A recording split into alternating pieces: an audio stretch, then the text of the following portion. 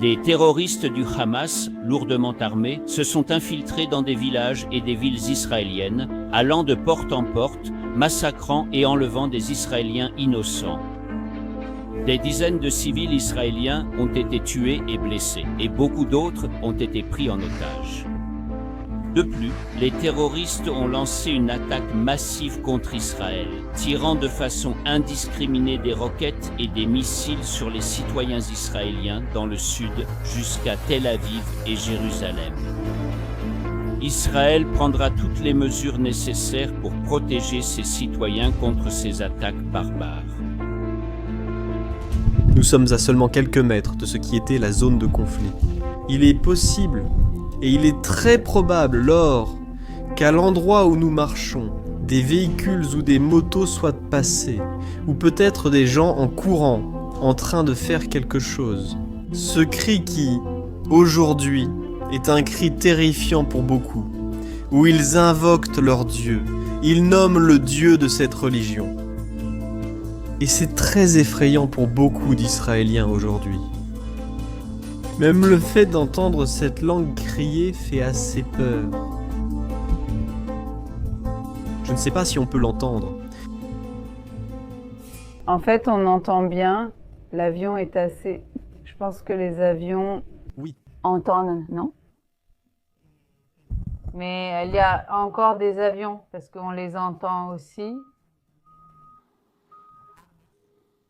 Là-bas, l'armée est toujours présente. Évidemment, tout le monde tourne par ici et là-bas aussi.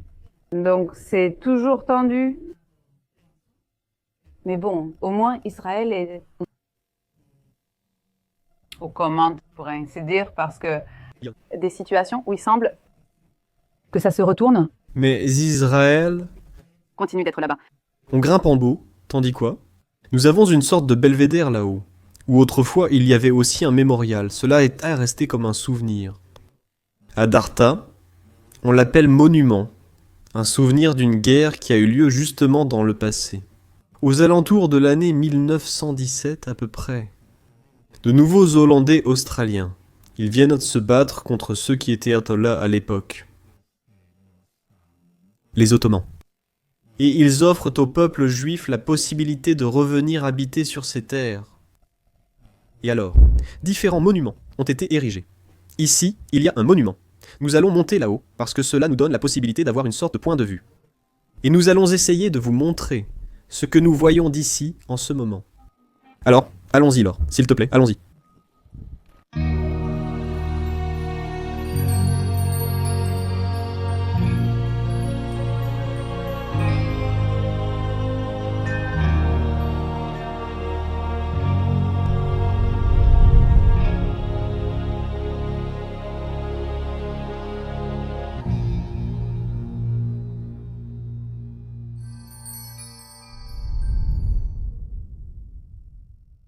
C'est de cela dont nous parlions à l'instant. De ce belvédère.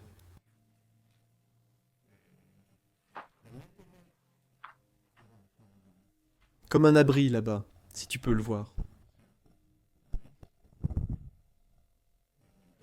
Avant que la sirène ne retentisse. Alors il faut courir jusque-là. Tu es d'accord ? Je préfère que si quelque chose se passe, qu'on monte directement sur le... Je préfère que si quelque chose se passe, qu'on monte directement dans la voiture et qu'on s'envole. Il faut voir si ça protège aussi un peu. C'est très ouvert ici. L'endroit où nous sommes n'est pas... Un abri ne protège de rien. Non, ce n'est pas un... Abri ceci. C'est un monument, l'abri est là-bas en bas. Simplement. C'est là pour ça que je dis que si jamais on entend quelque chose, on descend en courant et on s'en va. On voit bien que tout est abandonné. Il n'y a personne ici. Tout est sale. Qui sait depuis combien de temps personne n'est venu ici? Ça fait combien de mois exactement que personne n'est venu? En général, ici c'était un endroit touristique. Les gens venaient et on te racontait l'histoire. Aussi. Des écoles. Aussi. Pour connaître une partie de l'histoire, les enfants venaient parce que cela fait partie de notre histoire. D'accord. Nous faisons une explication géographique de l'endroit où nous nous trouvons. Dans cette direction. Dans cette direction. il y a la ville d'Ashkelon.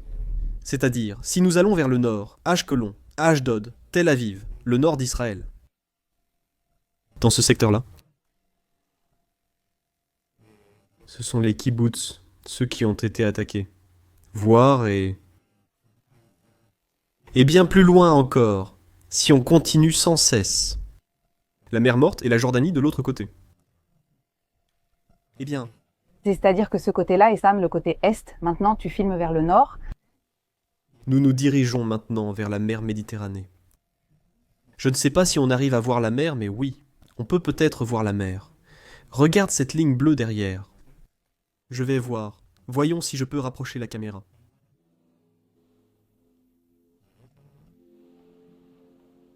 Oui, voilà. C'est très bien dans l'ensemble. La visibilité est bonne, donc il n'y a pas de brume. Maintenant, regarde ça. Cette image, avant le 7 octobre, nous ne l'avions pas. Ce que l'on voit là, justement maintenant, devant la caméra, c'est de la destruction. Regarde, comment sont restées toutes ces odeurs. Ça, c'est Gaza. Pour ceux qui regardent cette vidéo. Maintenant, c'est le territoire de Gaza. Si vous pouvez voir, regardez, là-bas. Là, c'est la ligne de barbelés.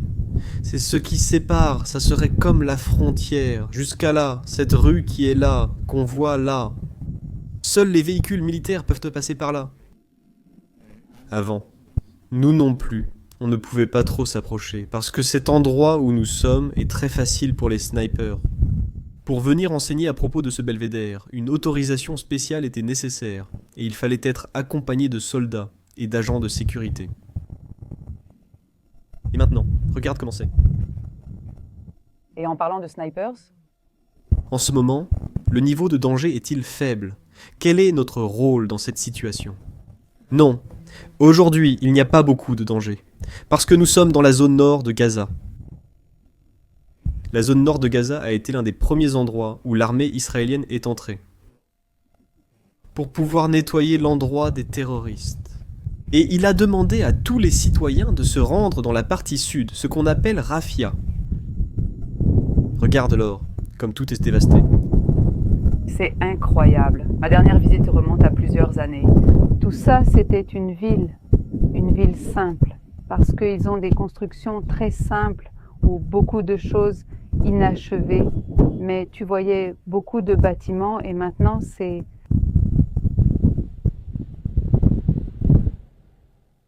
incroyable. Mais c'est aussi de là qu'ils sont venus nous attaquer, n'est-ce pas? C'est-à-dire, nous étions tranquilles dans notre... Non, exactement. De l'autre côté de la frontière, ce n'est pas nous qui avons rompu. Nous avons programmé ça, autrement dit, non. Pour tout ce qu'il y a là-dessous, ce qu'il y avait en dessous, d'où nous étions en train de regarder les images à l'instant, c'était des tunnels. À l'intérieur de cette ville, malheureusement, en dessous, il y avait des tunnels, des tunnels, des tunnels, des tunnels. Et toutes ces personnes qui vivaient là-haut n'étaient pas du tout en sécurité, parce qu'en dessous, il y avait tous ces gens. Ils traversaient avec leurs armes, avec leurs chars. Des chars d'explosifs. Pas des chars de guerre, des chars d'explosifs. Là, on entend un bruit, des explosifs, et tout le reste que c'était. Pense simplement qu'ici, si près de nous, ces gens, le terrorisme. Je ne parle pas des citoyens de Gaza, car il y a beaucoup de bonnes personnes parmi eux. Mais beaucoup des terroristes qui vivaient là-bas se levaient le matin en ne pensant qu'au mal. Et comment abattre et comment éliminer le peuple juif? Malheureusement, les ruines que nous voyons aujourd'hui, nous n'aurions jamais dû les voir. Ils auraient pu vivre en paix, selon une mentalité de paix, humainement. Mais la Bible aussi nous dit quelque chose. La Bible, dans le livre de Sophonie, chapitre 2, nous dit que Gaza, qu'est-ce qu'elle nous dit exactement? Laissez-moi prendre la Bible pour être précis.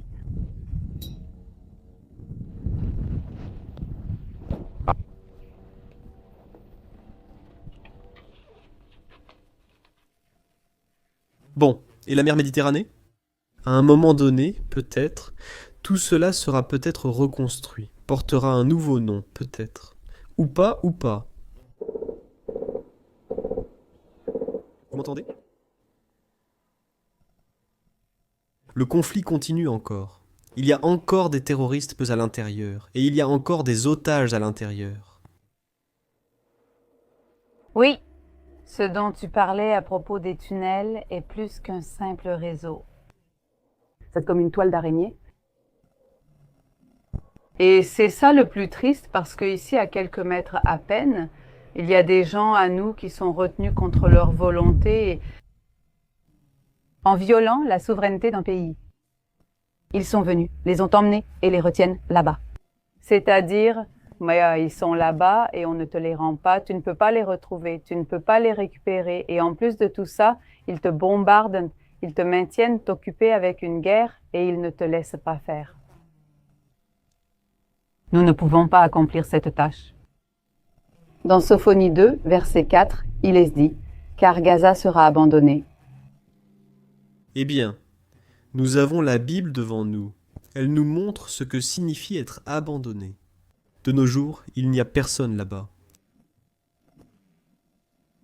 Il n'y a pas de citoyen qui puisse sortir se promener, prendre un café, manger quelque chose dans un restaurant. Cela n'existe pas.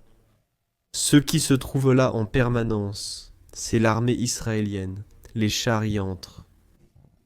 Justement, tout danger terroriste conduit à ce que d'autres apportent ou essaient d'apporter l'ordre à l'intérieur de l'endroit.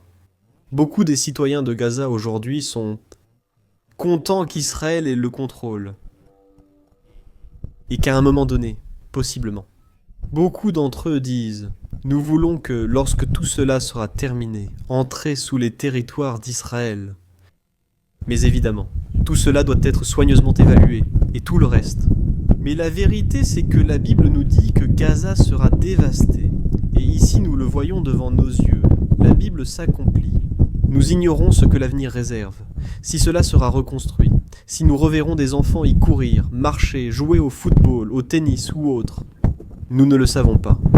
Mais la vérité, c'est qu'aujourd'hui, c'est ce que nous voyons. Très bien, on continue. Nous continuons notre parcours. Nous allons dans un autre endroit maintenant. Et nous allons montrer ce qui s'est passé le 7 octobre même. Dans un des endroits où tout semblait joyeux, et soudain la folie est arrivée.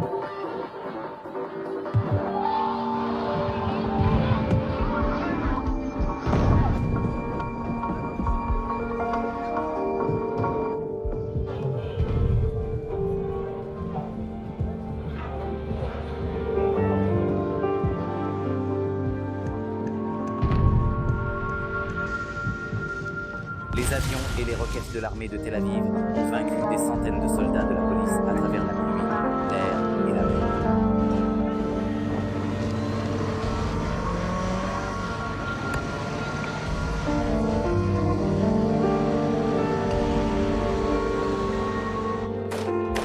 Ils en sortent, commencent à fouiller le véhicule.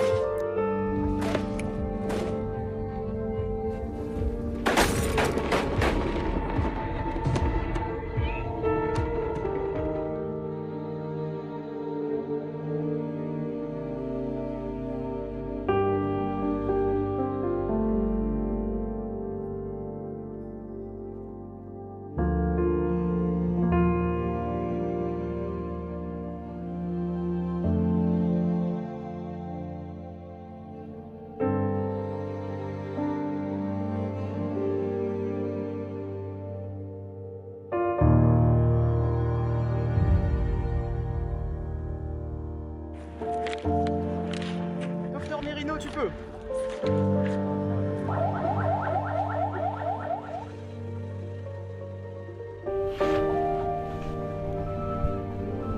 Bien.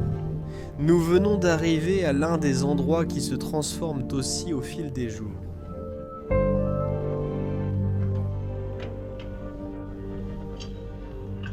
On voit là-bas devant, l'or. Nous voyons maintenant tous ces drapeaux d'Israël et des images. Nous allons maintenant nous rapprocher davantage. Mais te souviens-tu de quelques-uns des jeunes qui ont perdu la vie à cet endroit ? Exactement. Beaucoup d'entre eux, exactement. Cela ne signifie pas que les corps ont été retrouvés exactement là-bas.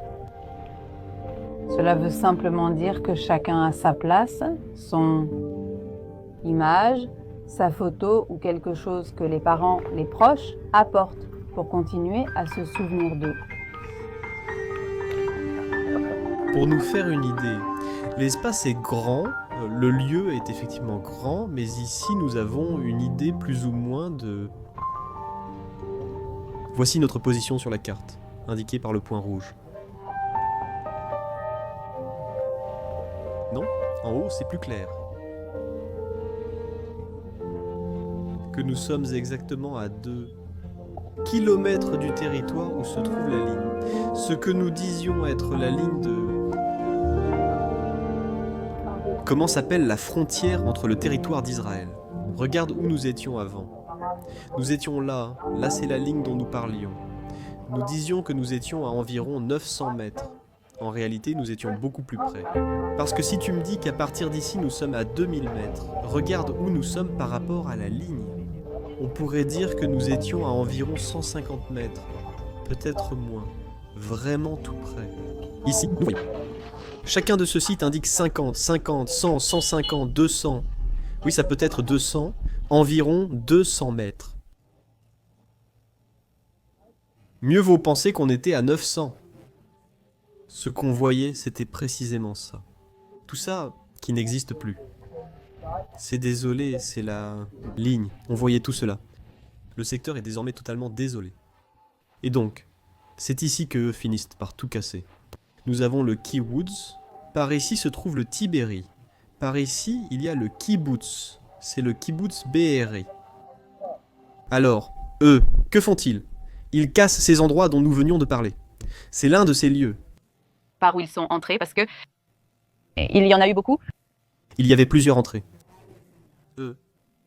En parallèle, ils ont fait le même travail tout le long de la bande. Ils cassent ça à plusieurs endroits. Mais c'est ici que c'est le plus proche. Et le premier endroit où ils vont, ce n'est pas le premier endroit. Le premier kibbutz qu'ils vont conquérir lors de l'attaque, c'est celui-ci appelé Be'eri. Et c'est de là qu'ils continuent. La route aujourd'hui, c'est la route 232, connue comme la route de la mort. Ensuite, ils vont passer par cette route, ils commencent à arriver ici, et c'est l'endroit où se tenait ce fameux festival. Qui d'ailleurs? Nous allons en parler un peu. Et tout au long de cet itinéraire, nous avons ceci que nous voyons ici. Ce sont les abris, comme nous l'avons dit dans... En espagnol? Les endroits pour se protéger, qui sont en fait d'anciennes stations de bus, parce qu'elles sont conformes. Tout au long du trajet. À côté, il y a... Regarde. Ce qu'ils ont fait aussi, c'était d'une certaine manière le couvrir. Les orifices.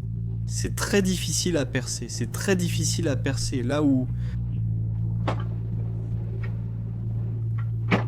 Là...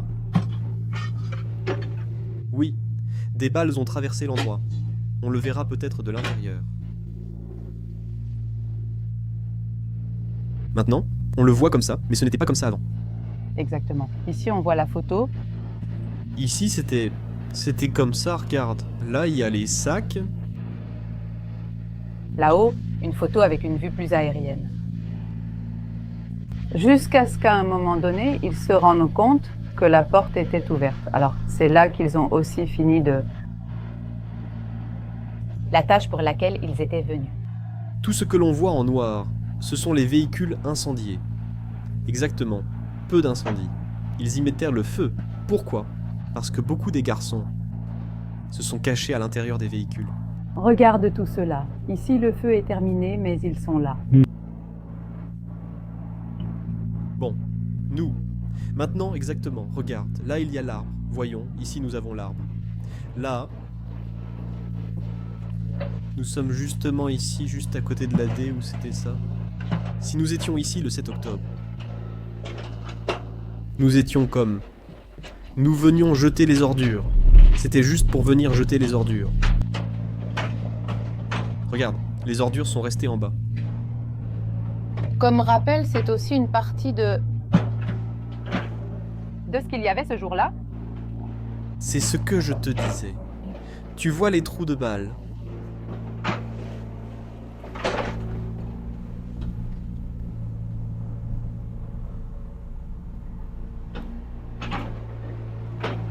Ici, on peut voir quelques images de l'état dans lequel ils étaient.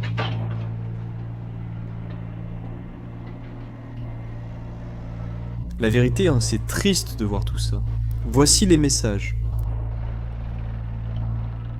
qui ont pu être récupérés des téléphones de certains.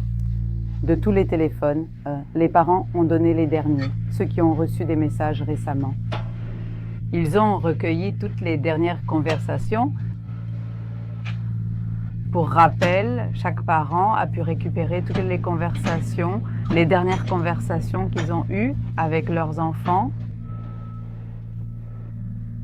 Comme pour un mémorial, que chacun voit qu'il y a beaucoup de réactions très différentes, beaucoup de situations. Regarde.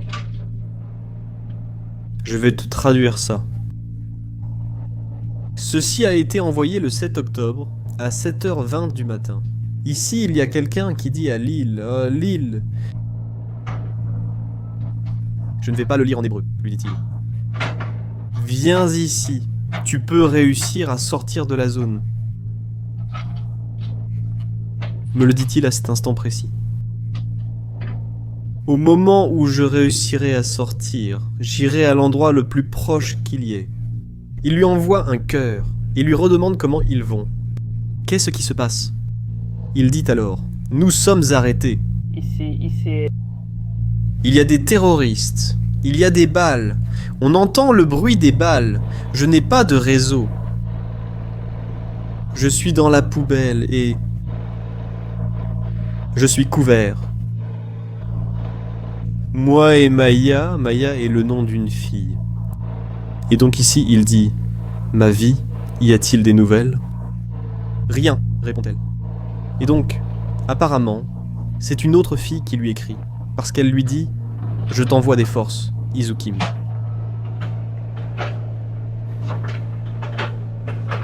Ici. On peut voir cette jeune fille ici. Ah ça. Il convient de souligner que les garçons, tous les enregistrements qui ont été entendus, tout le monde était stupéfait. Parce qu'ils ne pouvaient pas y croire. D'abord que tant de terroristes aient pu entrer, et deuxièmement que, littéralement, ils n'avaient qu'un seul objectif, tuer et les emmener en otage. Tu sais quoi? Quelque chose me vient à l'esprit en ce moment. Nous, toujours. Avons toujours vu des images. Ceux qui ne sont pas nés à cette période. Désolé pour la comparaison qui suit, mais c'est ce à quoi je pense en ce moment. Nous avons toujours vu des images de l'Holocauste ou lu des lettres d'Anne Frank. Je suis ici à l'intérieur, je suis caché, j'entends les bruits dehors, j'écoute les pas et tout le reste. Tu vois, c'est comme si l'histoire s'était répétée à l'ère moderne. Comment cela peut-il être? Qu'à notre époque, où il est censé y avoir tant de liberté, tant d'expression, l'amour qui domine le monde, et tout ce qu'il y a, tant de progrès, la haine envers un seul peuple, envers le même peuple, existe toujours.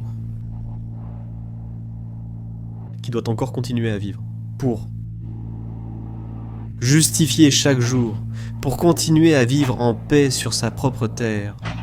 Même aujourd'hui, dites-moi, y a-t-il un moyen de justifier cela? Être ici pour te protéger? Des gens qui sont nés ici sur leur terre. Quel mal ont-ils fait apparaître des pécheurs? Quel mal ont-ils fait au monde? Laure, raconte-nous comment nous sommes arrivés ici. Allons un peu dehors pour nous éloigner du bruit. Ce monsieur Amir, Qui était celui? voulait. C'est un monsieur âgé qui n'avait pas l'âge. Non, il était présent et a participé, mais a eu une idée de faire de cela un endroit pour les déchets, n'est-ce pas, hein? Comment ça s'appelle? Un rappel commémoratif? Alors, ce qu'il disait, c'est que nous ne pouvons pas accepter que cette boîte en métal reprenne son travail. Ailleurs, dans une autre ville, de ramasser les déchets. Quand des personnes y sont mortes, quand des personnes y ont été tuées.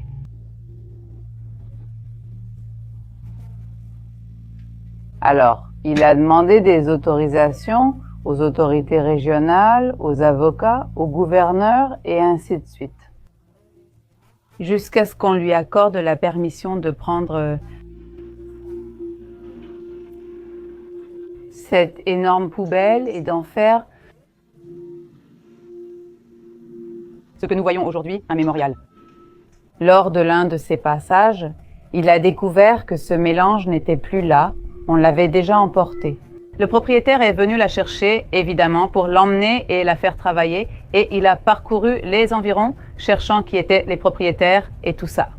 Parce qu'il avait maintenant en main l'autorisation pour pouvoir l'emmener et commencer à faire cet art, c'est-à-dire ce qu'il voulait faire. Cet homme est un artiste, ce n'est pas la première fois qu'il le fait. Alors, c'était l'idée que cette Mejolada devait retourner à sa place, exactement dans la position où elle était. Pour pouvoir aussi recueillir toutes les informations de chaque garçon, de chaque fille, des informations privées qui se trouvaient sur les téléphones dans les dernières conversations, en savoir un peu plus sur l'histoire de chacun, rassembler tout cela. Ils l'ont nettoyé, bien sûr. Nous avons vu qu'ils ont mis ces restes de déchets par terre et ensuite ils l'ont amené jusqu'ici. Pour pouvoir que tout cela reste, fasse partie de ce mémorial, pour s'en souvenir à jamais, ce qui s'est passé et les garçons qui sont à l'intérieur, une partie de l'histoire. Alors, pendant un petit moment, l'amélioration tournait en rond et ils ne la trouvaient pas, ils ne l'ont pas mise au travail, mais il a pu la trouver juste avant qu'elle ne revienne avec son... Pour la déplacer, bien sûr, ils l'ont nettoyée, enlevant toutes les taches de sang et autres traces. Donc ici, nous avons ce que cet homme, Amira, a accompli, mais sans aucun lien avec qui que ce soit. C'est-à-dire par amour pour ce qui est arrivé aux garçons, à la famille. Un citoyen de plus qui décide de venir en faveur de tout ce qui se passe. C'est-à-dire, il y a eu de la vie ici. Il ne faut pas que ce tas de ferraille doive refaire son travail à nouveau, mais souvenons-nous-en, et que les prochaines générations soient aussi témoins de ce qui s'est passé ici autrefois. Nous allons poursuivre la visite du site, où il travaille. Nous nous couvrons de poussière et pourrions bouger. Mais si tu es arrivé jusqu'ici et que ce contenu t'a plu, alors ne manque pas la prochaine vidéo de ce même espace. Et maintenant, nous allons aller ailleurs. Nous allons nous rendre sur le site de l'histoire de l'ambulance. Ensuite, nous irons au mur ou à l'endroit où toutes les voitures ont été brûlées. Ce que nous avons vu là-bas, au feu de signalisation où ils se trouvaient. Et ensuite, nous irons dans ce qui est un abri, un terminal de bus comme nous l'avons vu. Et là aussi, nous allons nous rappeler l'un des moments peut-être les plus critiques pour certains des jeunes et certains qui ont même réussi à sortir vivants de cet endroit. Alors, on se retrouve dans une prochaine vidéo d'ici. Depuis Israël, shalom, shalom.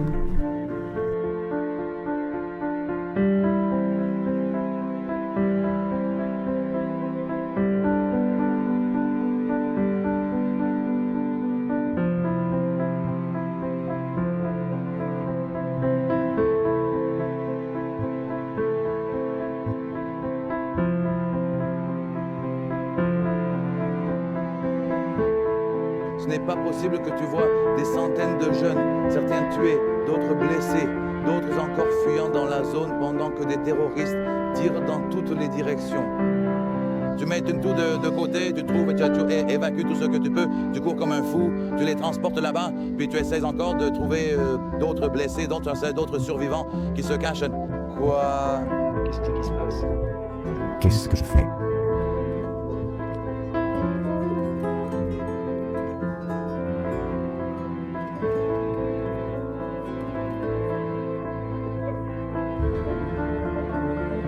Je te vis, Macha.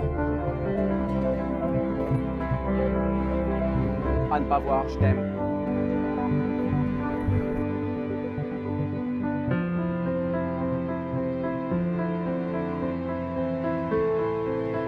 Merci.